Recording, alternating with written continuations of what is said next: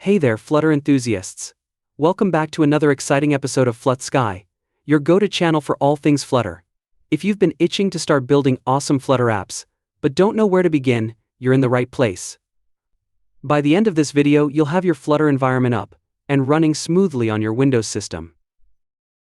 But before we jump in, if you're new here, don't forget to hit that subscribe button and ring the notification bell, so you never miss out on our latest Flutter tutorials and tips. Let's get started.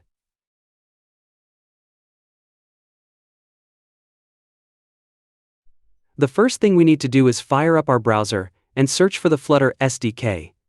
You can do this by simply typing Flutter SDK into your favorite search engine and hitting enter. Once you've searched, you'll see the official website as the top result. Click on it to open the website. Now that you're on the Flutter website, you'll see a few options for different operating systems. Since we're setting up Flutter for Windows, go ahead and select the Windows option. Next up, you'll need to choose the type of app you'll be developing with Flutter. For this guide, we're focusing on Android app development, so go ahead and select Android from the available options. This will ensure that we're set up with all the necessary tools and configurations for building awesome Android apps. Now let's talk about requirements. Before we proceed any further, it's essential to ensure that your system meets the hardware and software requirements for Flutter development. You'll need at least a 64-bit CPU, with a minimum of 4 cores, 8 GB of RAM, a display resolution of at least WXGA, and 11 GB of free disk space.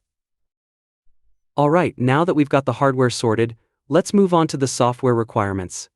You'll need to have Windows 10 or a later version installed, along with at least PowerShell version 5. Additionally, you'll need to download and install a few essential tools, such as Git for managing source code. So click on it, and you will be redirected to the Git website. Simply click on the download button, and the download will start. Next, click Visual Studio for building Windows apps. Click the link, and scroll down. You will see a download button here, so click on it, and choose the free community version, and the download will start after a few seconds. Now we have to download Visual Studio Code, because we'll install the Flutter SDK using it. So just click on the link, go to the website, and click the button for Download for Windows, and your download will start. Our next step is to download Android Studio for Android apps. So click on Download the latest version of Android Studio, you will be redirected to the download page, click the download button, and a window will appear. Read all terms and conditions carefully, then check the box, click Download, and your download will be started. And of course, lastly, we need the latest version of Google Chrome for debugging JavaScript code for web apps. If you have already installed it, skip this step, or click the link, and then click the download button. You will see that the download will start after a few seconds.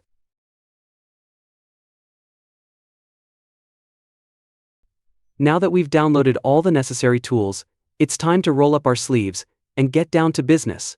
Our next steps involve installing Git, Visual Studio Code, and the Flutter SDK itself. First up, let's install Git. Remember that file we downloaded earlier? Simply click on it, and an installation window will pop up. Follow the on-screen instructions, clicking Next as needed, until Git is installed completely on your system. It's a straightforward process, so you'll be up and running in no time. With Git installed, it's time to set up our development environment in Visual Studio Code. Go ahead and open up the downloaded Visual Studio Code file, and just like before, follow the installation prompts. Be sure to check all the checkboxes to ensure a complete installation with some good features. Once Visual Studio Code is installed, we're ready for the next step. Now that Visual Studio Code is installed, we need to add the Flutter extension to it. Simply click on the link, and you'll be redirected to the extension page. Click Install, and a pop-up will appear. Click Continue, and then click the Open button to add the extension to Visual Studio Code. Once installed, you're good to go. With Visual Studio Code and the Flutter extension set up, it's time to install the Flutter SDK itself. Open Visual Studio Code, and bring up the command palette by pressing Ctrl-Shift-P on your keyboard. Type in Flutter and select Flutter New Project. Since we haven't installed the Flutter SDK yet, click on the Download button when prompted. Next, choose the location where you want to clone the Flutter SDK. For this example, let's navigate to our C drive and create a folder named dev. Inside this folder, we'll clone the Flutter SDK by clicking the Clone Flutter button. Once the cloning process is complete, Visual Studio Code will automatically initialize the Flutter SDK on your system. Now that the Flutter SDK is initialized, let's create our first Flutter application. In Visual Studio Code, select Application and choose the location where you want your Flutter app to be created. Follow the Flutter naming convention and give your app a name, for example, first_app. After a few moments, your first Flutter project will be ready to go. But before we dive in, let's ensure that our development environment is set up correctly. Click on the three dots in Visual Studio Code and select Terminal to open it.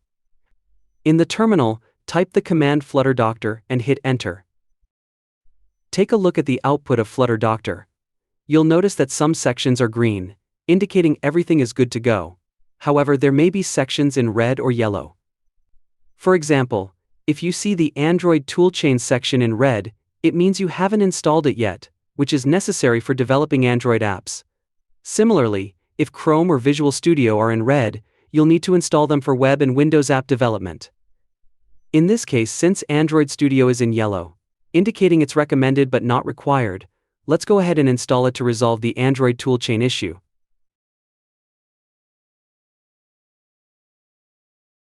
Now that we've identified the missing Android toolchain components, let's resolve them by setting up Android Studio and installing the necessary components.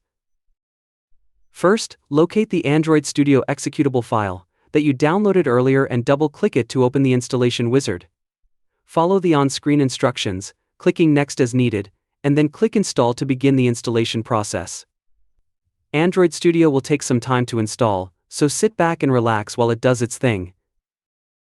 If you've previously installed Android Studio and want to configure the same settings, you can select the Import Settings radio button. However, if it's your first time installing Android Studio, select Do Not Import Settings and click OK.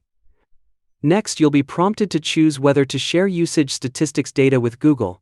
Make your selection and proceed accordingly. Once Android Studio has been installed, it will reopen, and the welcome screen will appear. Click Next and select the standard install type if it's your first experience with Android Studio. If you're more experienced and want to customize functionality, you can select Custom. Verify the settings and click Next. Now, you'll need to accept the license agreements. Take some time to read through them, and once you're ready, click the Accept button for all agreements. After accepting, click Finish and Android Studio will begin downloading some additional tools and settings. Ensure you're connected to a stable network, and if any issues arise during the download, you can always try again. After a bit of waiting, Android Studio will be fully installed and ready to use. But before we proceed, we need to download the Flutter extension for Android Studio. Click on Plugins and search for Flutter, install the extension, and once installation is complete, close Android Studio and reopen it. Upon reopening Android Studio, you'll notice the Flutter project option on the screen. Now, let's check the status of the Android toolchain. Open PowerShell and type the command Flutter Doctor once again. You'll see the Android toolchain section with an exclamation mark, indicating some missing components, such as the command line tool and unknown Android license status. Now open Android Studio and navigate to the project we created earlier, which is first_app. Click the Trust Project button, and your Flutter project will open as an Android directory. Click the drop-down button to select Android to Project, which will show you the entire Flutter structure. To install the command line tools, go to the Settings, then Languages Frameworks and click on Android SDK. Here, navigate to SDK Tools and check the option for Android SDK Command Line Tools Latest. Click Apply and then OK to confirm the changes. After a brief moment, the tools will be downloaded and installed. Click Finish and OK. Now, run Flutter Doctor again to check the status. You'll notice that the Android command line tool issue is resolved, but we still need to accept some Android licenses. Copy and paste the command provided in the output of Flutter Doctor to accept the licenses. Read through the licenses carefully and accept them by entering Y. Run Flutter Doctor again. And you'll see that the Android toolchain section is now green, indicating that everything is okay. We've successfully resolved the missing components, and now our Flutter environment is fully optimized for building incredible Android apps.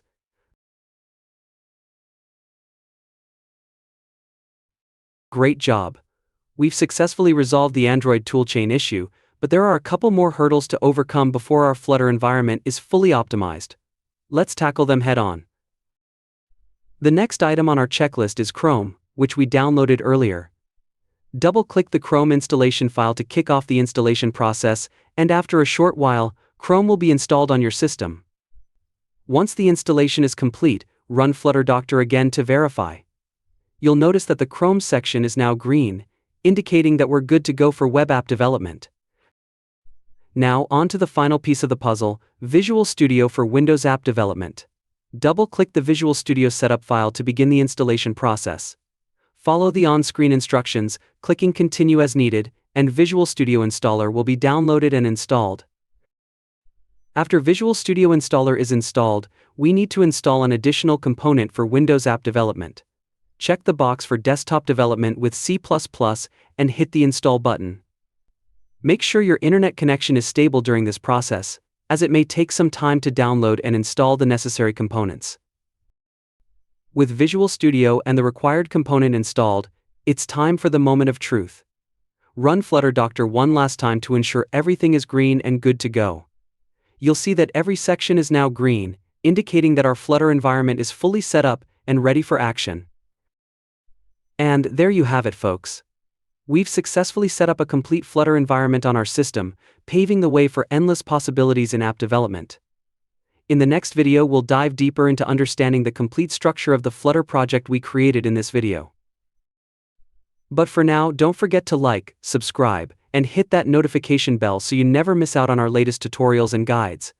And if you found this video helpful, be sure to share it with your fellow developers.